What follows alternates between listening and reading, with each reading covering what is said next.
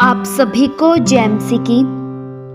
मेरे प्रियो, आज का मनन का विषय है बीज परमेश्वर का वचन है। जो वचन लूका 8 के उसके 11 वचन में लिखा है। मेरे प्रियो, परमेश्वर अपने वचन के द्वारा ही हमारे जीवन में कार्य करते हैं। हमारा मन एक भूमि है और जब इस मन रूपी भूमि पर वचन का बीज बोया जाता है तब यह हमारे जीवन में फलवंत होता है। प्रियो, हमारा मन एक भूमि है जिस पर जब वो वचन रूपी बीज बोया जाता है तब वह उगता है और बढ़ता है और एक फलवंत वृक्ष बनता है। प्रियो, जैसा कि वचन बताता है कि हमारे मन रूपी भूमि 4 प्रकार की होती है। पहला कि मार्ग के किनारे के। प्रियो, मार्ग के किनारे के वे होते हैं जिनके मनों में जब वचन बोया जाता है तब शैतान हाथों हाथ ही उन वचनों को उठा ले जाता है। और दूसरी भूमि चट्टान रूपी होती है। चट्टान रूपी मन के वे लोग होते हैं जब वे वचन सुनते हैं तब बड़े आनंद के साथ वचन को ग्रहण तो करते हैं, लेकिन जड़ न पकड़ने के कारण थोड़ी ही देर तक विश्वास रखते हैं, लेकिन परीक्षा आने पर वे बहक जाते हैं। वे सदा तक स्थिर नहीं बने रहते हैं। और जो तीसरी भूमि है वह है झाड़ियों की। प्रियो, झाड़ियों के वे लोग होते हैं जो वचन को सुनते तो हैं, लेकिन संसार की चिंता, धन, जीवन के सुख विलास में वे फंस जाते हैं और उनका फल नहीं बना रहता है। और जो चौथी भूमि है वह बड़ी अच्छी भूमि है और हमें इस ही भूमि के समान बनना है। प्रियो, चौथी भूमि के वे लोग हैं जो वचन को सुनकर उस पर अमल करते हैं। जब वचन रूपी बीज उनके मनों में जाता है तब वह व्यर्थ नहीं रहता है। अच्छी भूमि वाले लोग यानी अच्छे मन वाले लोग वचन को सुनते हैं, उसे ग्रहण करते हैं और उसके अनुसार जीवन जीते हैं और 160 गुना फल लाते हैं। प्रियो, हमें अच्छी भूमि वाला मन बनना है जिसमें फल लगे। प्रियो, अगर हमारा मन एक अच्छा मन है, अगर हमारे मन की भूमि अच्छी है तो वचन का बीज फिर बर्बाद नहीं जाता है। वचन का बीज जब हमारे जीवन में उतरता है तो वह जरूर बढ़ता है। प्रियो, परमेश्वर आपके और मेरे जीवन में फल चाहते हैं क्योंकि हमारे जीवन में वचन का बीज बोया गया है और जब बीज बोया जाता है तब आशा की जाती है। प्रियो, अगर आपके जीवन में वचन का बीज बोया गया है तो आप पर आशा भी की गई है। अगर आप मसीही जीवन में जी रहे हैं, मसीही जीवन के अनुसार चल रहे हैं तो प्रियो, आप पर एक आशा लगाई गई है, आप पर एक उम्मीद लगाया गया है कि आप एक फलवंत वृक्ष होंगे, आपका जीवन फलदार होगा। प्रियो, आपको यूं ही नहीं चुना गया है। आप यह न सोचें कि आपको ऐसे ही बेकार में मसीही जीवन में चुन लिया गया है। नहीं प्रियो, आपको एक उद्देश्य से चुना गया है। परमेश्वर आपके जीवन में फल चाहते हैं। मैं प्रियो आपसे यह पूछना चाहती हूँ, आप में अब तक कितने फल लगे हैं?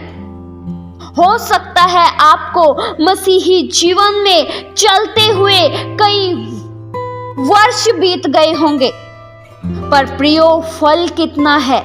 परमेश्वर को इससे मतलब नहीं है कि आप मसीही जीवन में 20 साल से चल रहे हैं, 25 साल से चल रहे हैं, 30 साल से चल रहे हैं। प्रियो, परमेश्वर तो फल देखते हैं। वचन में प्रियो लिखा है यूहन्ना 15 के उसके 16 वचन में, तुमने मुझे नहीं चुना परंतु मैंने तुम्हें चुना है और तुम्हें नियुक्त किया है कि तुम जाकर फल लाओ और तुम्हारा फल बना रहे। प्रियो, आपको इसलिए नियुक्त किया गया है कि आप फल लाएं और आपका फल सदैव बना रहे। प्रियो, कौन से फल की यहाँ बात की गई है? कई बार हमें यह विचार रहते हैं कि मुझे कौन से फल लाने हैं। प्रियो, हमें पवित्र आत्मा के फल लाने हैं। पवित्र आत्मा के फल क्या हैं? प्रेम, आनंद, शांति, धीरज, कृपा। पवित्र आत्मा के 9 फल हम में लगने चाहिए। प्रियो, आप में एक अच्छी किस्म का बीज बोया गया है और अच्छे ही फिर फल लगने चाहिए। प्रियो, आप में जंगली बीज नहीं बोया गया है कि आप में जंगली बातें लगे। आप में एक अच्छा वचन का बीज बोया गया है। आपकी बहुत ही संभाल की गई है। आप में वचन का बीज बोया गया है, इसलिए पवित्र आत्मा के फल लगने चाहिए। प्रियो, आप में जंगली बीज, शैतान का बीज नहीं बोया गया है। जो लोग मसीह के अनुसार नहीं चलते हैं, उनमें जंगली बीज बोया गया है। प्रियो, जब जंगली बीज बोया जाता है तब क्या होता है? जब जंगली बीज बोया जाता है तब शैतान के अनुसार कार्य होते हैं। शैतान का स्वभाव और लोगों का स्वभाव समान होता है। जंगली बीज प्रियो किसका बीज है? शैतान का बीज है। और जब शैतान का बीज बोया जाएगा तो शैतान के अनुसार ही कार्य होंगे।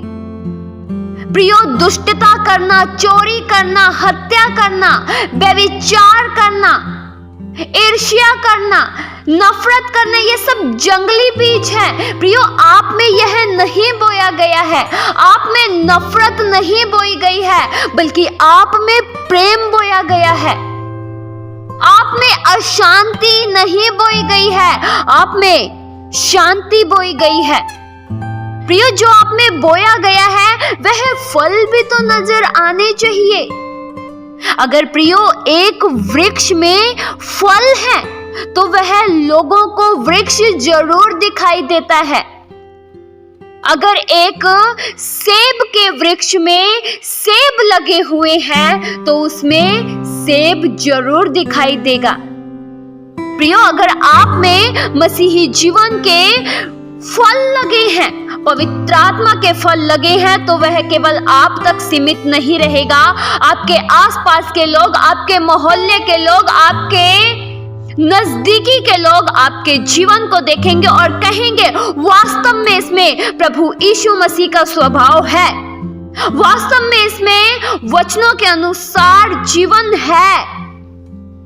प्रियो, क्या आपके जीवन को लोग देखकर यह कहते हैं कि सच में यह वचन पढ़ने वाला मनुष्य है, क्योंकि इसका जीवन वचन के अनुसार है? प्रियो, ऐसे अनेक से लोग हैं जो लड़ाई करते हैं, झगड़े करते हैं, उनकी गवाही बिल्कुल खराब है। उनके आसपास के लोग, इर्द गिर्द के लोग उनके स्वभाव को देखते हुए कहते हैं कि तू वचन पढ़ता है, तो प्रार्थना करता है, तो चर्च में जाता है, फिर भी तेरा ऐसा स्वभाव है। प्रियो, आप मसीही की पत्री हैं, आपके जीवन को लोग पढ़ते हैं। प्रियो, यह जांच लेना कि आपके जीवन को लोग जब पढ़ते हैं तब क्या पढ़ते हैं। क्या यह पढ़ते हैं कि इनका परमेश्वर प्रेम करना सिखाते हैं, इनका परमेश्वर इन्हें माफ करना सिखाते हैं? प्रियो, अगर लोग हमारे जीवन से परमेश्वर को नहीं जान पाते हैं, प्रभु के स्वभाव को नहीं जान पाते हैं, तो हम मसीही की पत्री फिर कहाँ हैं? फिर हमें फल कहाँ लगे हैं? लोग हमें आज भी सांसारिक समझते हैं, लोग हमें अन्य जाति समझते हैं। क्यों? क्योंकि हम ऐसा जीवन जीते हैं कि लोग हमें देखते हैं तो हमारी तुलना संसारिक लोगों से की जाती है। जैसे संसारिक लोग हैं वैसे ही आत्मिक लोग बने हुए हैं। प्रियो, मसीही जीवन अलगताई का जीवन है। आप कुछ अलग हैं प्रियो। आप नई सृष्टि बन चुके हैं। आपका जीवन नया हो चुका है। आपके बोलने का, आपके चलने का, आपके देखने का, आपके बातें करने का सब कुछ जीवन बदल चुका है। प्रियो, जैसा अन्य जाति लोग करते हैं, जैसे संसारिक लोग करते हैं, अगर आप भी वैसा करते हैं और उनके कार्यों में शामिल हो जाते हैं तो आप में और उनमें क्या फर्क है? आपने प्रियो वचन पढ़ा है, आपको सामर्थी वचन मिला है, आप में वचन रूपी बीज बोया गया है, तो उसमें अच्छे फल लगने चाहिए, उसमें अच्छी बातें लगनी चाहिए। अगर नहीं लगते हैं फल तो आप में कहीं ना कहीं जंगली बीज बोया गया है। प्रियो, यह जांचने का कार्य आपको है कि आप में किस प्रकार के फल लग रहे हैं, आप किस प्रकार का जीवन जी रहे हैं। प्रियो, एक पेड़ की तरफ तब सब लोग आकर्षित होते हैं जब उसमें फल लगते हैं। एक किसान को हरियाली से मतलब नहीं है। अगर एक इंसान ने फसल बोई है तो वह केवल हरियाली देखकर खुश नहीं होता है कि मेरे खेत में दूर दूर तक हरियाली है, लेकिन एक किसान तब खुश होता है जब उसकी फसल अच्छी होती है, जब उसकी पैदावार अच्छी होती है। परमेश्वर आपसे तब प्रसन्न होते हैं जब आप फलदार बनते हैं। आपने मसीही जीवन को अपना लिया है, लेकिन परमेश्वर इससे खुश होते हैं कि आप फलदार जीवन जिए। अगर आपने वचनों को अपना लिया है तो आप फलदार जीवन भी जिए। प्रियो, किसान फलदार वृक्ष से प्रसन्न होता है। किसान फलवंत पेड़ के चारों ओर बाड़ा लगाता है ताकि उसको और सुरक्षा मिले, कोई उसे तोड़े ना। प्रियो, परमेश्वर भी हमारी चारों ओर तभी सुरक्षा लगाएंगे, तभी बाड़ा लगाएंगे जब हम फलदार बनेंगे। प्रियो, क्या कोई कांटे वाले वृक्ष के चारों ओर बाड़ा लगाता है? क्या कोई कांटे वाले वृक्ष के चारों ओर सुरक्षा करता है? जो वृक्ष अपने आप उग चुके हैं उनकी कोई संभाल नहीं करता है, लेकिन जो किसान के द्वारा मेहनत करके लगाए गए हैं उनकी सुरक्षा होती है। प्रियो, मसीही होने के नाते हमारे जीवन से यह उम्मीद की जाती है कि हम फलवंत बने। प्रियो, हम फलवंत जीवन कैसे जी सकते हैं? प्रभु यीशु मसीह में बने रहने से। अगर हम प्रभु यीशु मसीह में बने रहेंगे, प्रभु यीशु मसीह हम में बने रहेंगे, तब हम एक फलवंत जीवन जी सकते हैं। फलवंत होने के लिए हमें प्रभु यीशु मसीह में जुड़े रहना चाहिए।